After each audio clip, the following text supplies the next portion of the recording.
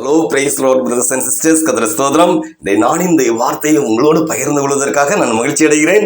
இதன் மூலம் தேவநாமம் மகிமைப்படுவதாக.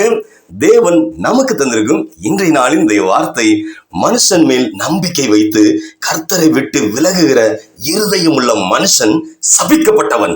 அல்லேலூயா. எரேமியா 17:5. அன்பு தேவ பிள்ளைகளே, நாம் அனைவரும் ஆசீர்வாதமாக இருக்க வேண்டும். எப்படி நாம் ஆசீர்வாதமாக இருக்க வேண்டும், ஆசீர்வாதமான ஒரு வாழ்க்கையை வாழ வேண்டும் என்றுதான் விரும்புகிறோம். அப்படித்தானே? எவருமே எந்த மனுஷனும் ஒரு சபிக்கப்பட்ட வாழ்க்கையை வாழ விரும்புவதே இல்லை தேவளே. ஆனால் நம் வாழ்க்கையில் நாம் கடந்து செல்லுகின்ற பாதையை சிந்திக்கும் போது சில காரியங்களில் ஏதோ ஒரு சாபம் நம்மை பின்தொடர்வதைப் போல ஆசீர்வாதமற்ற நிலையே காணப்படுகிறது தேவளே. சில நேரங்களில் நாம் நம்மை அறியாமலேயே சில சாபங்களை நமது வாழ்க்கையில் வரவழைத்து கொள்கிறோம் தேவளே. வேதம் சொல்லுகிறது, மனுஷர் மேல் நம்பிக்கை வைத்து, எப்படி மனுஷர் மேல் நம்பிக்கை வைத்து கர்த்தரை விட்டு விலகுகிற மனுஷன் சபிக்கப்பட்டவன். நீங்கள் இன்று சிந்தியுங்கள் தேவர்களே, எல்லா காரியத்திலும் உங்கள் நம்பிக்கை கர்த்தர் மேல் மட்டுமே இருக்கிறதா? அப்படி இருந்தால் உங்கள் சாபம் கண்டிப்பாக ஒரு நாள் ஆசீர்வாதமாக மாறும். ஹல்லேலூயா. நாம் வாழுகிற உலகம் ஒரு வஞ்சிக்கிற உலகம். ஆசை காட்டி மோச செய்யும் சமுதாயத்தில் தான் நாம் ஜீவித்துக் கொண்டிருக்கிறோம், வாழ்ந்து கொண்டிருக்கிறோம் தேவர்களே. தன் வாழ்க்கையை ஆண்டவருக்காக, எப்படி தன்னுடைய வாழ்க்கையை ஆண்டவருடைய கரத்தில் ஒப்பு கொடுத்து விட்டு அவரையே சார்ந்திருக்கும் ஒரு தேவ பிள்ளைக்கு இந்த உலகம் ஒரு நாளும் சாதகமாக இருக்கவே இருக்காது தேவர்களே. உலகம் தேவர்களே, உலகம் என்று சொன்னால் உலகத்தில் வாழும் மனிதர்களை குறிக்கிறது. நமது வாழ்க்கையின் சகல காரியங்களிலும் ஆண்டவரே நம்பி வாழ்ந்து கொண்டிருந்தாலும் சில மனிதருடைய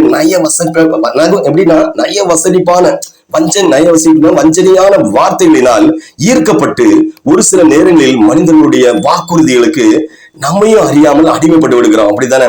எவ்வளவுதான் வாக்கு தத்தங்களை நம்ம பற்றி கொண்டு ஜீவித்தாலும், ஆண்டவருடைய அன்பிலே வைராக்கியமாய் வாழ்ந்தாலும், பிசாசு தந்திரமாய் மனுஷர் கண்களில் நம்மை சிக்க வைத்து விடுகிறான். இதற்கு காரணம், நம்மை நடத்துகிற தேவ பிரசன்னத்தை நம்மையும் அறியாமல் இழந்து போக நாம் இடம் கொடுத்திருப்பது தேவர்களே. இந்த பூமியிலே தேவன் நம்மை உண்டாக்கினதின் நோக்கத்தை நாம் மறந்து போவதுதான் தேவர்களே.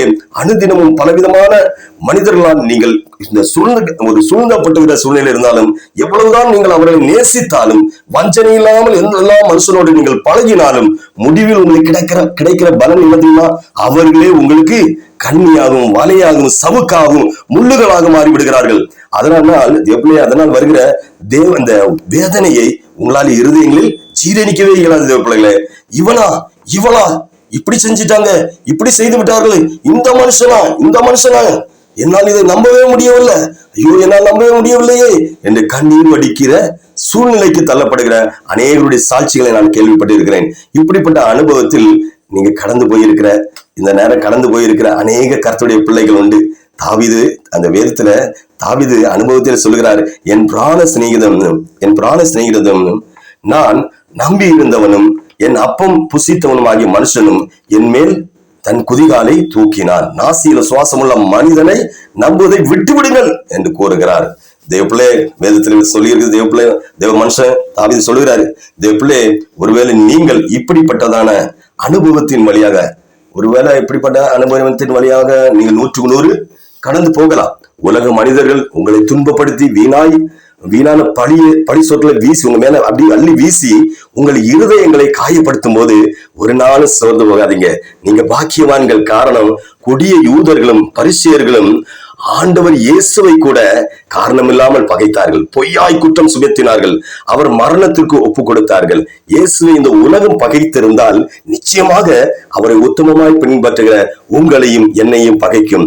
கடித்து குதற துடிக்கிற ஓநாய்களுக்கு மத்தியிலே ஒரு ஆட்டுக்குட்டியை போல உங்களை இந்த உலகத்தில் கர்த்தராகிய ஆண்டவர் வைத்திருக்கிறார்.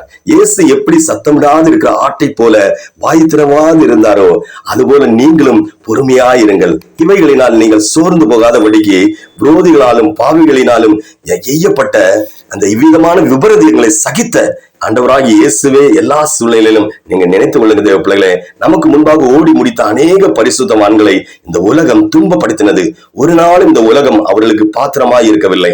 கர்த்தருக்காக தேவ பிள்ளையே, கர்த்தருக்காக நீங்கள் இந்த சகிக்கிற ஒவ்வொரு தியாகத்தையும் ஆண்டவராய் இயேசு கிறிஸ்து தம்முடைய ஞாபக புஸ்தகத்திலே எழுதி வைத்திருக்கிறார். இந்த உலகத்திலே நீங்கள் கிறிஸ்துவுக்காக பாடுகளை சகித்தால் அவரோடு கூட நித்தியத்திலே ஆளுகையும் செய்வீர்கள்.